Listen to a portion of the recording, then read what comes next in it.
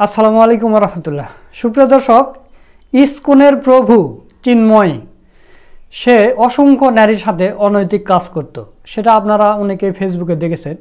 তো আজকে আপনাদের দেখাবো যে ছোট ছোট বাচ্চাদের তার খাদিমদেরকে কিভাবে বলাৎকার করত সেই ভিডিও। এই ভিডিওটা আমি নায়েব আলী ভাইয়ের ইউটিউব চ্যানেল থেকে নিয়েছি। তো চলুন আমরা দেখি যে এই ইসকনের প্রভু চিন্ময় দাস কিভাবে ছোট ছোট বাচ্চাদের এবং তার খাদিমদেরকে বলাৎকার করত। গুরুকুলের ছাত্র, আমি এখানে অনেক ভালো কিছু শিখতেছি। আমার মা বাবা অনেক আশা করে পাঠাইছে, কিন্তু আমাকে এখানে অনেক কুসংস্কার শিখাচ্ছে। দিনের পর দিন বেহাইতে সেবা করায়, আর রাত্রে হলে বরফুটাকে ম্যাচ করায়। কি বলে আমাদেরকে ব্রহ্মতি দেয়, এরকম খারাপ কাজ করায়। দুটো খুলে ফেলে, আমাদেরকে জড়িয়ে ধরে তারপর ল্যাংটা করে লিঙ্গটা আমার ভিতরে প্রবেশ করায়। কি বলে বীর্যগুলো যদি আমার ভিতরে ঢুকাই, তাহলে বলে আমার বলে ওনার মতো ক্ষমতা ছিলতে পারবো লিঙ্গটা আমার মুখের ভিতরে ঢুকাই দিত। তারপর অনেক খারাপ কাজ করতো আমার জন্য, খারাপ লাগতো এগুলো। আমার ওনার লিঙ্গটা আমার মুখের ভিতরে ঢুকাই দিত। আমি কষ্ট পেতাম অনেক, আমার পিছন দিয়ে ঢুকাই দিত, কিন্তু আমার অনেক কষ্ট পেতাম। আমাকে এরকম ইয়াতে মুক্ত করুন, খারাপ কাজ থেকে মুক্ত করুন। তোমার নাম কি? অর্পন্দর। আচ্ছা, আমি সাম্প্রতিক আমাদের একজন ইসকন চট্টগ্রামের গৃহস্থ কাউন্সিলের একজন প্রধান সদস্য বলরাম করুণা প্রভুকে তুমি কিছু অভিযোগ দিয়েছো, যে লিখিতভাবে এবং ভিডিও আকারে দিয়েছো, এবং আমরা দেখেছি যে এই শরণাগতি প্রভু এবং ভক্তি প্রিয়ম গদাধর গোস্বামী মহারাজ, চারুচন্দ্র প্রভু, এদেরকে তুমি তোমার সাথে চিন্ময় কৃষ্ণ প্রভুর সাথে কোন ধরনের শারীরিক নির্যাতন করেছে তোমাকে, সেই বিষয়ে তুমি কিছু কথা বলেছো। হ্যাঁ, আমি তোমাকে কিছু প্রশ্ন করবো, তুমি সত্য সত্য কথাগুলো বলবা, ঠিক আছে? তুমি কি শারীরিক ভাবে সুস্থ আছো? হ্যাঁ। মানসিক ভাবে সুস্থ আছো? হ্যাঁ। আচ্ছা, তুমি গুরুকুলে কখন থেকে জয়েন করেছো?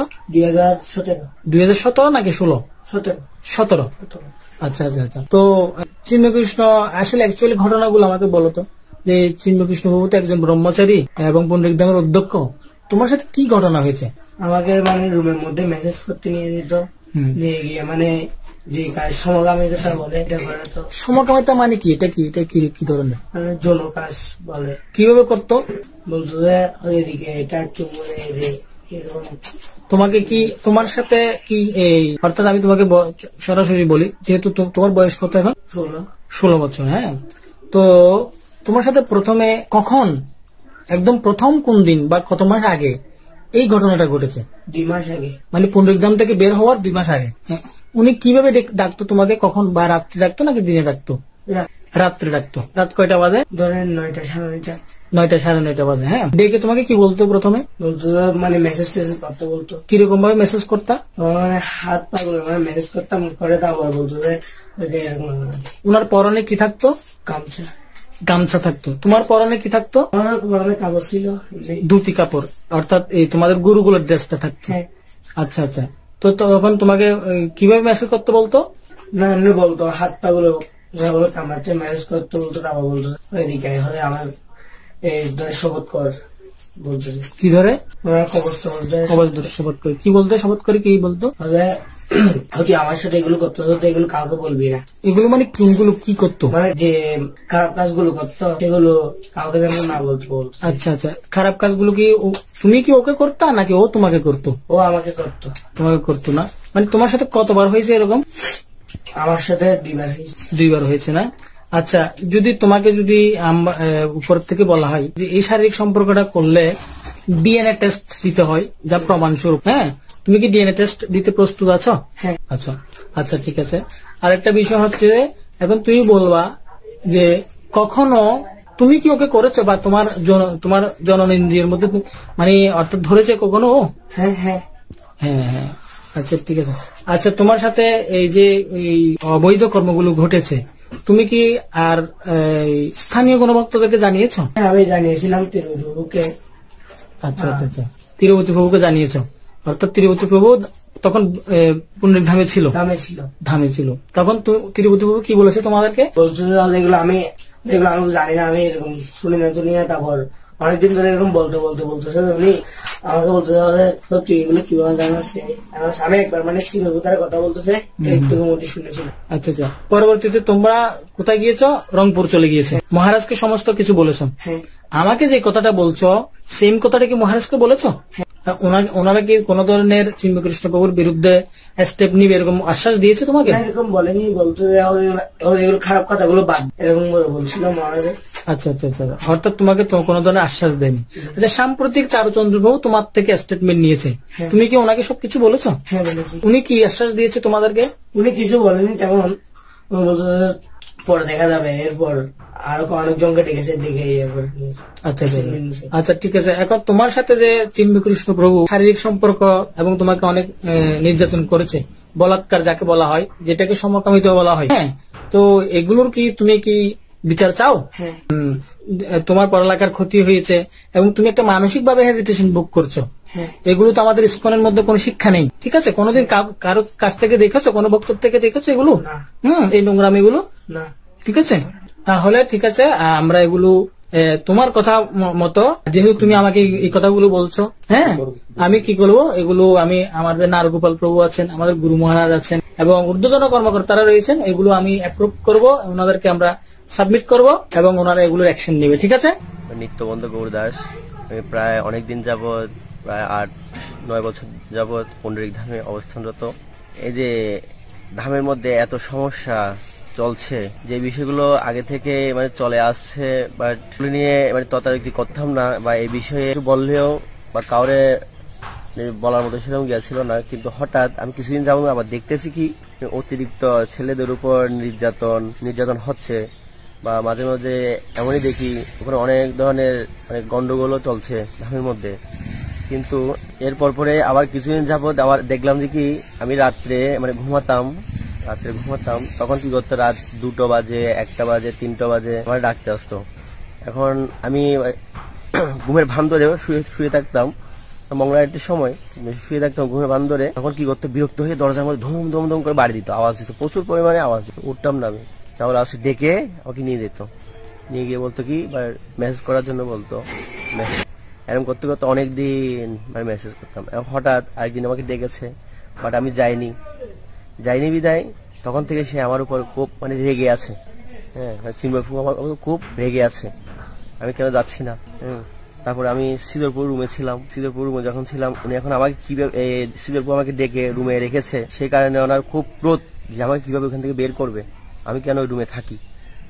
তারপরে হঠাৎ একদিন এই গেতে চলে গেল, কারণ কিভাবে বের করবে, কিছু না কিছু করতে হবে, না হলে তো বের করা যাবে না। তারপর হয়েছে কি, একদিন দামোদর প্রোগ্রাম, 19 সালে দামোদর প্রোগ্রাম হচ্ছে। এখন হঠাৎ উনি আমাকে এসে বলল, এই মানে শ্রীধরপুরের দামোদর প্রোগ্রামে চলে গিয়েছে, হঠাৎ উনি আমাকে এসে বলে কি ভাগবতম নেই, একটা ভাগবতম নেই। তারপরে কি হয়েছে, ভাগবতম নিয়েছি। তারপরে বলেছে কি ওনার গিয়েছিল কবচ ছিল, কবচ শোয়াইছে আমাকে, স্বর্ণের কবচ ছিল নৃসিংহদেবের। তারপর বলছে ভাগবতম শুয়ে বল আর আমার কবচ শুয়ে বল। তাই আমি কবচ শুয়েছি। তারপর উনি বলা স্টার্ট করেছে আর কি, তোর যদি এখানে থাকতে চাস, হ্যাঁ, তোর আর কি শ্রীধরের সঙ্গে এই ধরনের সমকামিতা করতে হবে, এই বিষয়গুলো উনি আমাকে বলেছিল। এখন উনি আমাকে প্রতিদিন জিজ্ঞেস করতো, আমার মঙ্গল আরতিতে গামছা পরে উনি কোথায় চলে যেত, আমি তো মঙ্গল আরতি দিতাম শিব মন্দিরে সেবা করতাম, ওইখানে চলে যেত মঙ্গল আরতিতে, গামছা পরে ওইখানে চলে যাচ্ছে জিজ্ঞেস করার জন্য কি হয়েছে, কাজ কি হয়েছে, হ্যাঁ, এই ধরনের বিষয়গুলো উনি আমাকে সবসময় বলতো। তারপরে ওনাকে আমি বলতে না পারতে লাস্টে বলেছিলাম কি, আমি বলছিলাম আমি পারবো না এগুলো, এই ধরনের বিষয় নিয়ে আমার কিছু বলবো, তাও আমার বিরক্ত করতো। এরপর পরে দেখি নতুন একটা লং বিল্ডিং হয়েছে, ওই বিল্ডিং উনি চলে গিয়েছে। কারণ উনি চলে যাওয়ার পরে কি হয়েছে, শ্রীধরপুর পদ্মা ভবনে রয়ে গেছে, পুরোনো যে জায়গাটা ছিল ওই জায়গাতে রয়ে গেছে। হঠাৎ ওনাকে নিয়ে গেছে কোথায়, ওই লং বিল্ডিং এ, বা আমার থেকে দূরত্ব রাখার জন্য। এরপর পরে প্রায় উনি যখন এখানে চলে গিয়েছে, আমি আর বিল্ডিং এ যাইনি কখনো। আর পরবর্তীতে একদিন আমি অসুস্থ হয়েছিলাম, অসুস্থ হওয়ার পরে তারপরে ওইখানে গিয়েছি। এরপর পরে তাও উনি আমাকে ডাকতো ম্যাচ করার জন্য, ম্যাচ করার জন্য ডাকতো, তখন আমি যেতাম না। তারপরে উনি আমার খুব ক্রোধ, আমার সাথে কথা বলতো না, হ্যাঁ, আমার এক ভক্তকে তারপর আমাকে ঠেস মারামারি করতো, অনেক ধরনের ঠেস দিত।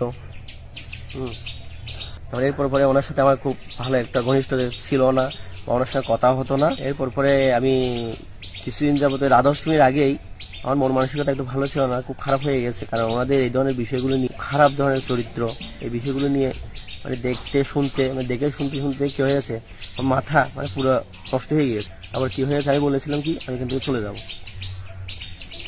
তারপরে আমি বলছি আমি রাত 10টার পরেই চলে যাব, এরকম বলে রাত 10টা গেল। এরপর আমি ধামেছিলাম। এর মধ্যেই দেখি অনেক ধরনের সমস্যা, এই যে গুরুকুলের বাচ্চাদের উপর যে নির্যাতনগুলো হচ্ছে, হ্যাঁ জঘন্যতম অপরাধ কিন্তু এগুলো সমস্যাগুলো। এই যে গুরুকুলের এতগুলো ছেলে বা নিউ নিউ ছেলে, অনেক ছোট ছোট ছেলে, এদের উপরে যে এত নির্যাতনগুলো হচ্ছে, এগুলো ধামের কোনো একটা ভক্ত লক্ষ্য করলেও কিন্তু এরা কি করে না, এগুলোর উপর কোনো জোর দেয় না, ওরা চেয়ে থাকে।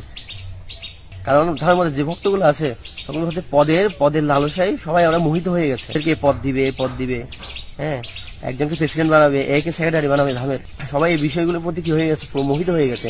এই কারণে এই ছোট ছোট বাচ্চাদের উপর এত নির্যাতন চলতেছে, হ্যাঁ কোনোই কিছুই বলে না। এই যে ছোট ছোট বাচ্চাদের উপর কি হয়েছে, বাচ্চাগুলো ধামে দিয়েছে কি জন্য, লেখাপড়া করার জন্য। আর পরিবারে ওরা মা বাবা সহ্য করতে পারতেছে না বিদায় ওদের দুষ্টমিগুলা, এর কারণে দিয়েছে কি গুরুকুলে ওরা ভালো করে শিক্ষা লাভ করবে।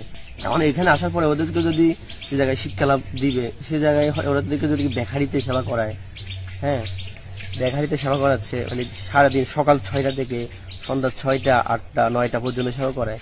এরপরে ওরা রুমে যাচ্ছে, মানে ওদের কাছ থেকে আমি যেগুলো শুনেছি সেগুলো বলতে, ওরা রুমে যাচ্ছে, এরপর রুম থেকে গিয়ে কি হচ্ছে ডেকে নিয়ে আসতেছে, আবার কোথায় চিন্ময়পুর রুমে ডেকে নিয়ে এসে কি করায়, মেসেজ করায়। তারপরে ওখানে নানা ধরনের কথা বলে, খারাপ কথা, যে এই ধরনের কথা বলে যে ওদের কাপড় খুলে ফেল, হ্যাঁ এগুলো কাপড় কিছু বলবি না, হ্যাঁ এই ধরনের বিষয় নিয়ে বলতো ছেলেদের। আর ছেলেরা কি করতো, এই বিষয়গুলো আমাদেরকে বলতো, বিষয়গুলো দেখে শুনে বা খুব খারাপ লাগতো, সেই কারণে আমি ধাম থেকে বের হয়ে গেছি। দর্শক আপনারা ভিডিওটা দেখলেন।